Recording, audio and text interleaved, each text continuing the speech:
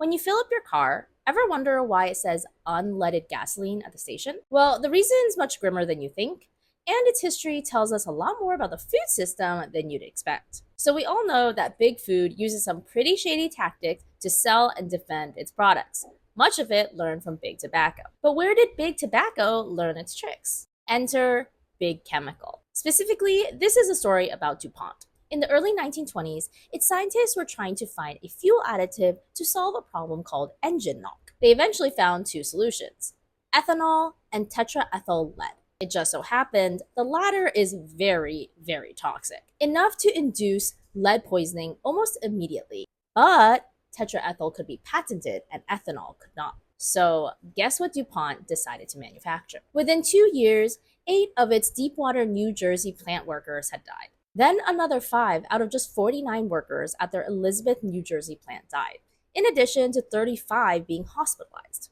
DuPont was able to hush up the original story, but now news had gotten out. So it quickly pivoted, lobbying the US Surgeon General to hold a conference on what to do about leaded gasoline. DuPont then hired a University of Cincinnati professor, Robert Kehoe, to help frame the debate in their favor. He quickly ran some studies that diverted all responsibility away from tetraethyl. He pointed to naturally occurring lead in the environment and comparison studies where people who supposedly hadn't been exposed to this gasoline also had lead in their system. With Kehoe's confident backing, the US Surgeon General only asked for a brief investigation on tetraethyl, which, get this, was then turned over to DuPont and its scientists to conduct. This not only led to the widespread sale of leaded gasoline in the US, it set a template for others to follow in the industry. Allow private companies to investigate themselves and assume that all new substances are safe until proven otherwise. This assumption even has a name: the Kehoe principle. Now, with this historical context, it's unsurprising that food additives work in a similar manner.